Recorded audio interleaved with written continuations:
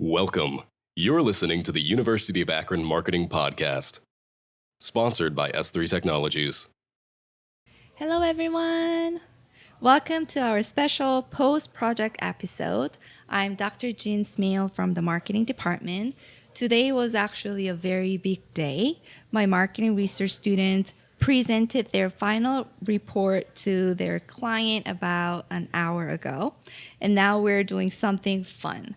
Instead of ending the project quietly, we invited our amazing client into the studio to talk about what just happened. So I'm going to asking her what stood out, what surprised them, and what they might actually use from the students' work. I'm joined by Regan. Thank you so much for being here.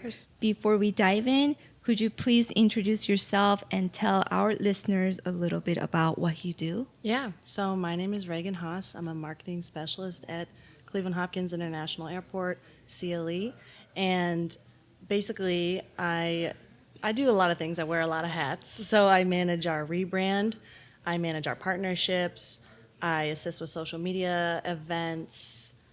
It could be something as simple as I'm in the terminal and I see a guest that needs help, or or our therapy dogs, our Hopkins hounds are walking around, and we go give them a pet and watch everybody's day just get better. And I mean, it's just kind of a wild ride, and it's just the best. But a little bit more about me in general is I'm from Medina, Ohio.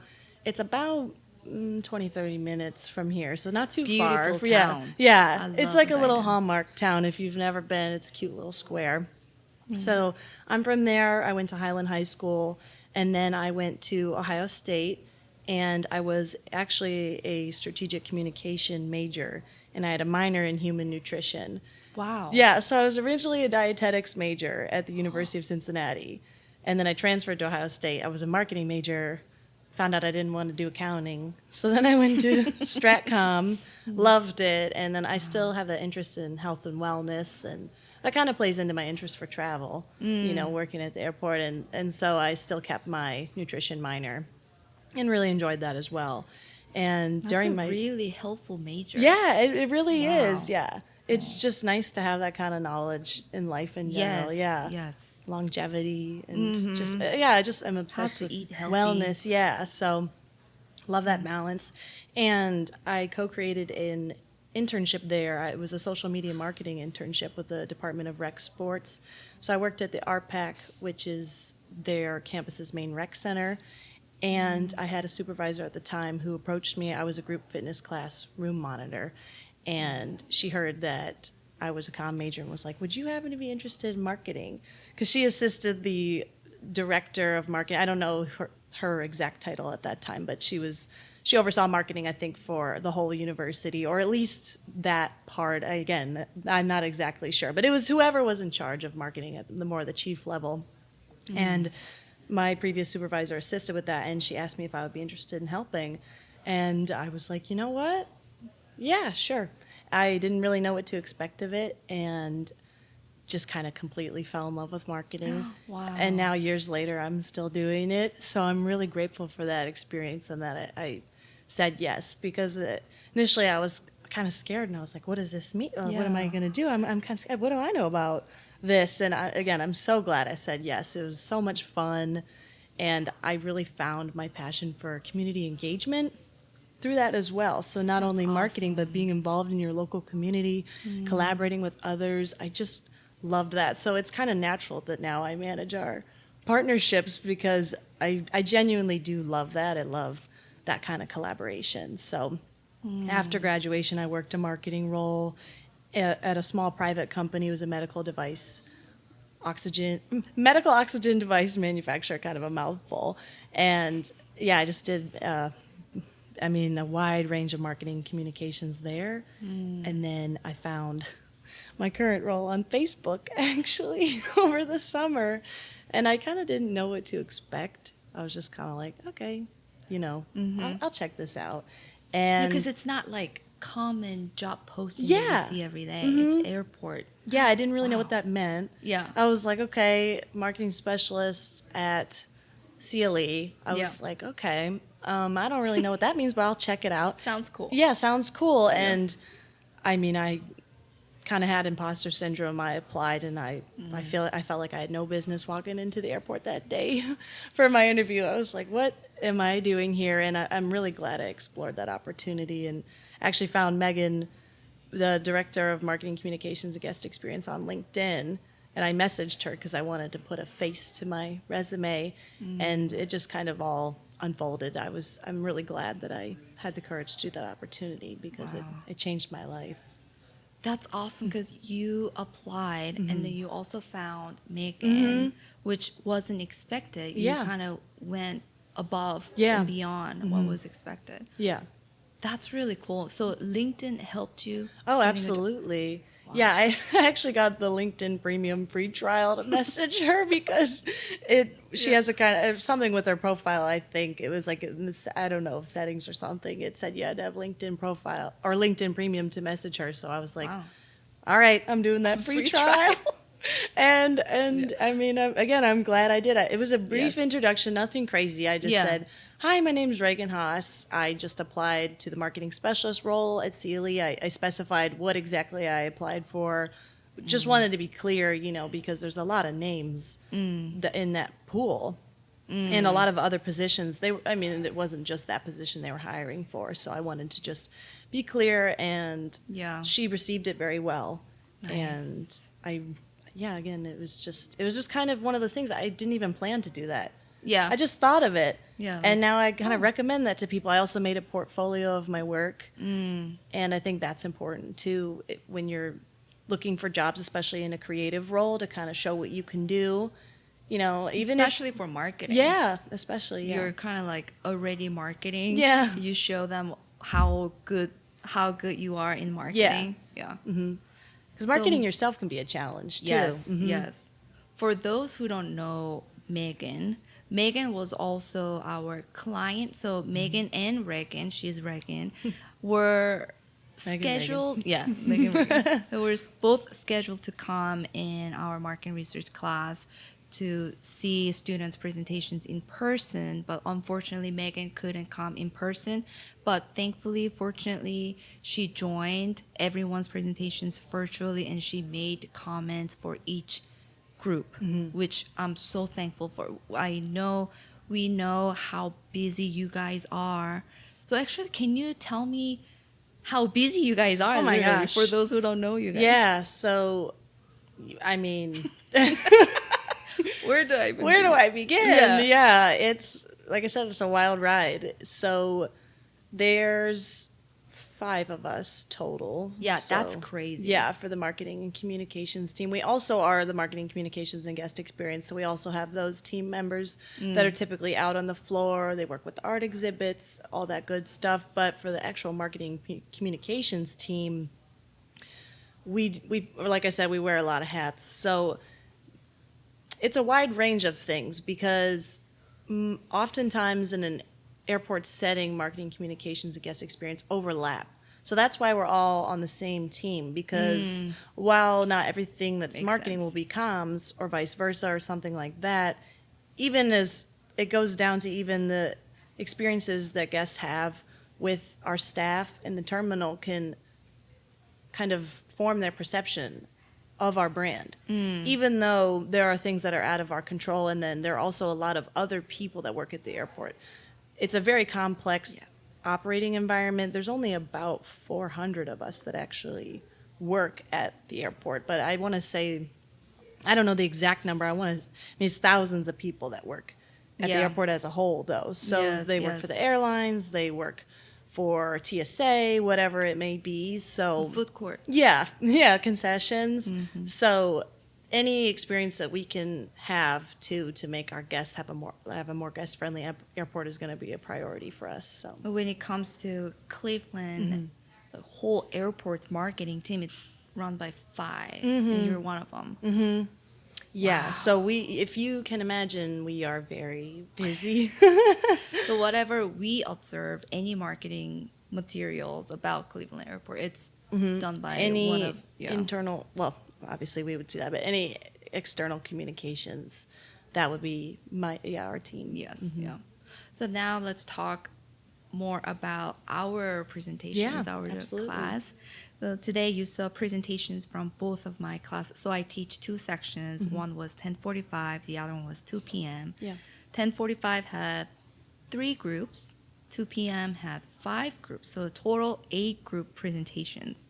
What a day. Yeah. It was so much fun. Yeah, thank you. So what is your overall impressions about receiving those 8 presentations? Yeah, overall, and I know that Megan agrees, we are super impressed with the students' work. I mean, their attention to detail and their thoughtfulness and their excitement. It was so awesome to see. We do it for a living, but it was so cool to see other people who don't do this for a living and not at CLE, at least not yet. Maybe some of them work in marketing roles of some kind, but don't work in marketing roles at CLE. To see them so excited and give genuine feedback and really, really thought out presentations was awesome. I was just so proud of them. I thought it was really amazing.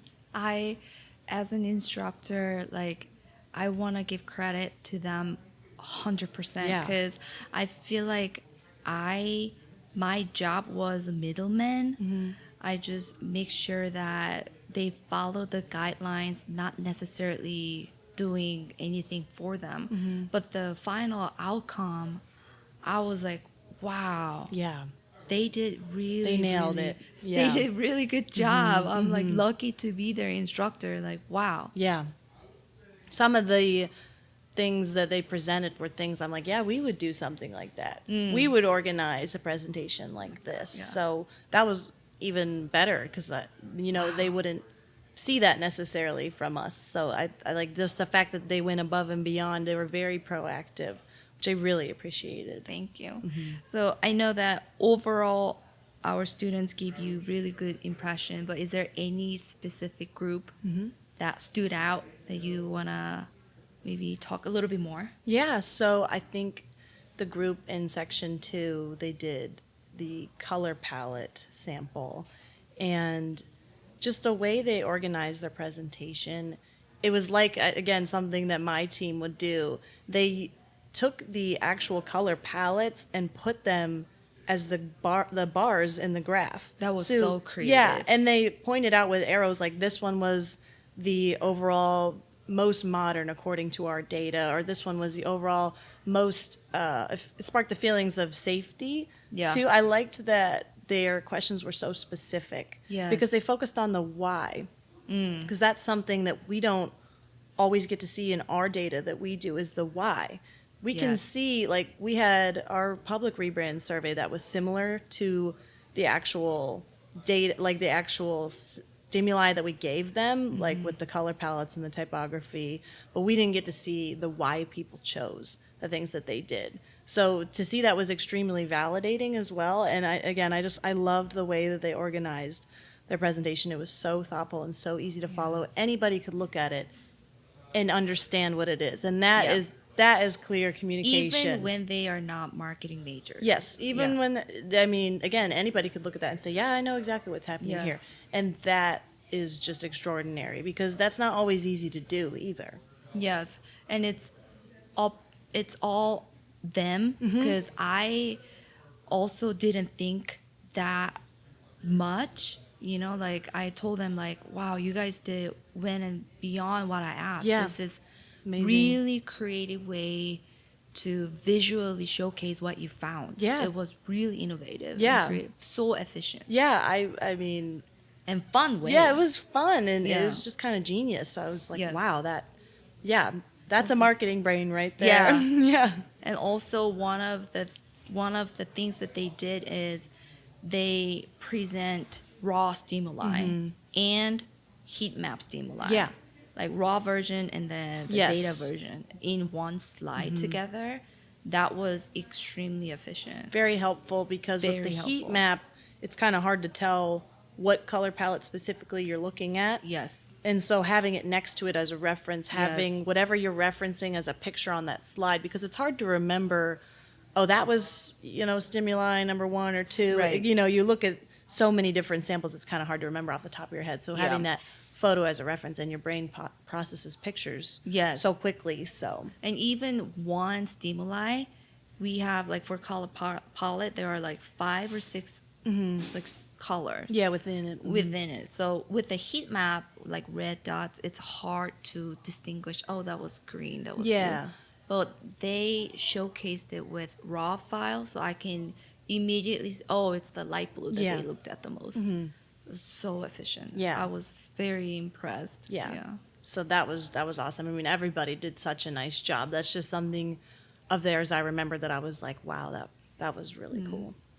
And I want to talk about eye tracking data. So this is not typical Yeah. data, and usually I would say more typical data is survey, like scale 1 to 7. Yeah.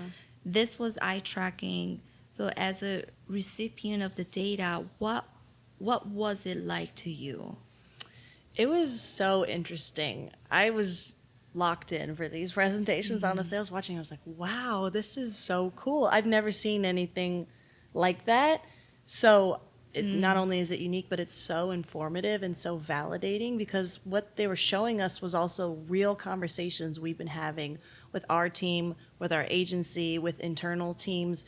And it was so validating to see that their results were backing those claims and backing, because we have our own surveys, but we don't have this very specific eye tracking focus. Like we aren't with people when they're taking these public surveys. They just take it on their phone or their laptop or whatever it is. So again, we can see their answers and we have data that way, but to see where their eyes are specifically focusing on, that's so unique and amazing. Even to me. Like, I'm the technology of that was just consumer mind-blowing. behavior researcher. So like oftentimes I do research why consumers behave in certain way, and then often the most common way to prove my hypothesis is through survey data. So not every researcher is familiar with eye tracking. I think I'm also extremely lucky to be part of our department, because not every school has this machine. I had never heard of something like it. I'm sure, I don't know if other people have it, but I had never heard of it. So I was like, whoa, what is this? Yes. You know? Even me too, as a student, for 10 years, was not familiar with it at all. Yeah. Yeah.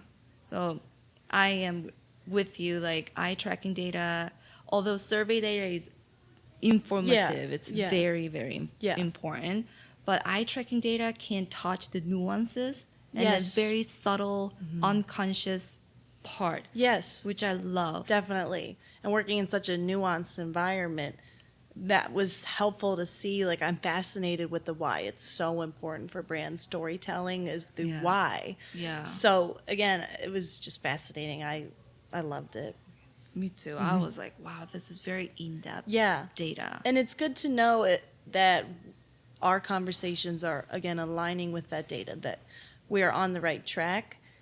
And so I really enjoyed that aspect too, to know like, oh, there's even more data to back this up than what we already have, you know? Oh yeah, so can you speak more about that? So like when you go back, like let's say you see Megan tomorrow, then since now you two have this information from our students, do you think you will have different path in the future about marketing? Like, I think that's, a possibility. I think this kind of technology now is very future thinking. I mean, I don't know how we would necessarily apply it in the day-to-day or too often, but I think for really big, like, scale projects like this, like a rebrand that'll live, for the unforeseeable future, it's a very big decision and it's going to change, the whole look and feel of our airports. So I think something like this, it's very helpful to know that what we're doing is going to resonate. Of course, everybody will have their own opinions and feelings, but absolutely, we want to make it the most enjoyable guest experience possible. So, I mean, again, that's a possibility for something on this scale.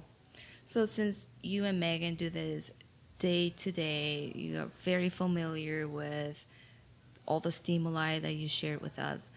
Were students' report aligned with your assumptions? I think yes and no. Yes and no. I think, like, the typography, I thought was a little bit more in depth than maybe I was originally thinking.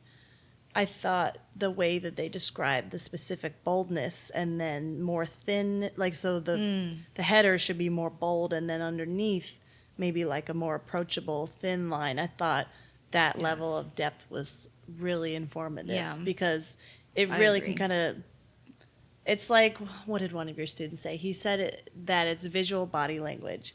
I thought that was so It's like true. a tone. It is. Yeah. It's like a tone because, you always think of the design and the color. It's not that the typography is forgotten, but it's just I feel like a lot of people just think of the design and the color, but the typography is just as important. It's like a dance. It all works together. Yeah, and what I liked is it's not just making something bold.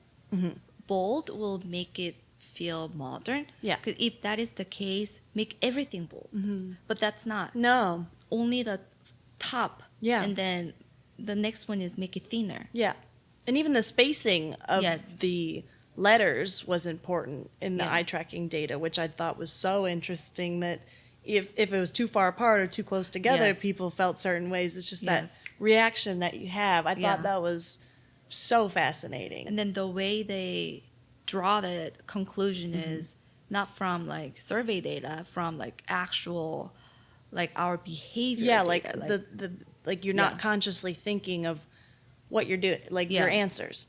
Because when you're filling out a survey, you are consciously thinking, okay, I'm going to choose this option, that option, but the eye tracking, it's just your raw reaction of what your brain is actually thinking, because your brain might be thinking something different than you would put. Yes.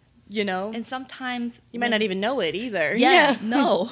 And then sometimes we ask, what do you most prefer? The other time we ask, what do you find most modern? And the answers were different. Yeah. It's not always the same, because just because somebody finds something more modern does not mean it's what they prefer. Right. And same thing with safety. Yeah. That was, I thought, very interesting. Like, very interesting. This color speak safety, but I don't prefer this. Yeah. I prefer this. Yeah, because everybody kind of has their own priorities too, especially what is important to them at an airport. Maybe they want more efficiency. Maybe they want to have some downtime and hang out in the lounge or something. So that kind of goes to those different personalities, and also what they're traveling for. Right. Are they traveling for business, local leisure, whatever that the answer may be. Yes. So from out of 8 conclusions, if you remember the most memorable conclusion, what would it be? Oh, man. That's a really good question. The most memorable conclusion from the projects today. I would honestly have to say it's kind of all-encompassing of a few. It's like just because something is more modern does not mean it is the preferable answer. And something we think about as marketers is taking your personal opinion out of things sometimes. Is just because I might think this is the most modern, but I might not prefer it. So, or I might like this color sample the most, but then we do a survey and people are like, not that one, and I'm not saying that's the case. I'm just using an example of if there's an overwhelming amount of people that are like, not that one, there's weight to that. So I think that's one of the most memorable things is just because it's modern does not mean it'll equal preference. Yes. Same thing. Just because it's safe, that doesn't mean I will like it the most. Yeah. Yes. Definitely. So if you were in this class, now you're a student. Yeah. Wasn't too long ago. And you had client project, and then Cleveland Airport is the client. What kind of eye tracking project would you like to do? I think I would be really interested in the logo or color palette. I'm just fascinated with colors and the reasons why people feel the way they do with them. I mean, even being in here with all the blue, it's like a dark blue, so it feels serious, but I feel relaxed. Yes. So those really spark feelings, people. It's like second nature. Like you see a color and it makes you feel a certain way. Everybody has their own favorite color. Everybody has a least favorite color. Nearly everybody. And I think that is just fascinating, and I would love to know the nitty gritty of that. And I'm a very much like attention to detail kind of person. So Yes. I would love to know more of the why. Have you taken consumer behavior class? I think I've taken something similar to that, Similar, yeah. but I think a lot of my classes were more focused on like writing and stuff like Right, that, being a okay. comm major. Mhm. Because that's literally what I'm teaching to Oh, my yeah. CV. Yeah. So Yeah. you said something about blue. Mhm. So blue is associated with intelligence and then efficiency, Yeah. trust. So a lot of insurance company, tech companies Yeah. use blue. Not a lot of coincidence. schools. Yep. A lot of schools because education. Yeah. Yep. We're one of them. Yeah. Same thing with aviation. A lot of, you know, the Yes. sky, Yes. a lot sky. are blue or green. Yes. You know. And also you want them to be efficient Yeah, at times. exactly. So blue make perfect sense. Yeah. Instead of like being red. Yeah. Mhm. Yeah. Yes. Yeah, I think so. And I actually just remember I did take some kind of consumer data class in school, but it was more focused on like structuring a survey and like the back end data, I kind of see, like the yes. IT part of it. Yeah. So yeah, we did do Yeah. stuff like that, but it was not like the eye tracking. Yeah. As a final question, I want to ask this question. Do you have any career advice to my students who are currently looking for jobs? Yeah. I would say I mean, it's kind of cliche, but like find that confidence. I mean, you can do it scared sometimes. I was scared walking into my interview that day at the airport. Again, I said I felt like I had no place being there. I wasn't really sure what was going to happen from it, but I just saw it and I was like, I have to have that. I have to at least try. Yes. And just having the courage just to try, have the courage to show up and present yourself, like market yourself. You know, like I said, you can consider making a portfolio, reaching out to people. If you see an opportunity that you want and maybe they don't have something posted or hiring, maybe try reaching out to somebody there if you can find a contact. Or just start a conversation. Again, just introduce yourself. That can really take you far. I like this saying, if you know me, you've heard me say it. It's there's no traffic along the extra mile. I think my mom told me that. And I think about that often because if you're willing to do the extra things that maybe most people aren't, that'll just always Stands set out. you apart. Yeah. Yes. So, Yes. And I Yeah. like that you know that it can be scary. oh yeah.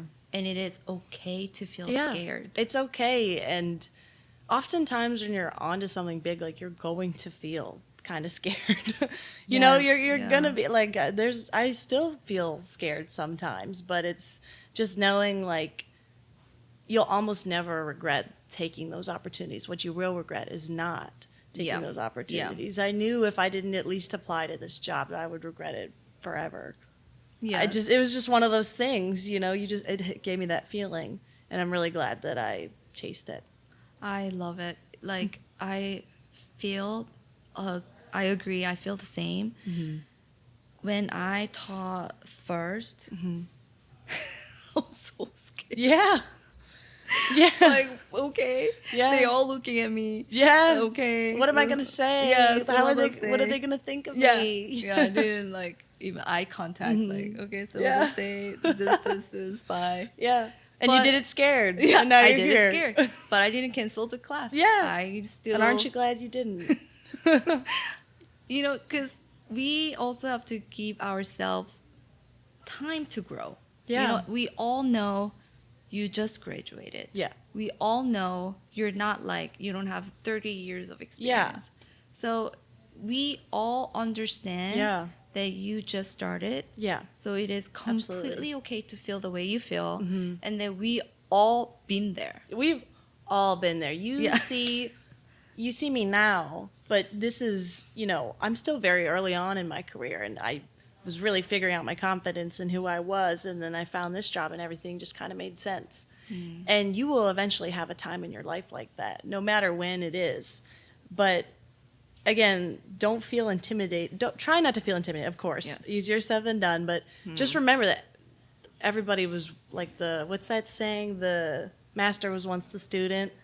So That is so true. yeah, just remember that you know, if you have a presence somewhere, or if an opportunity is presenting itself and you have a presence at that table, there's a reason for that. Yeah.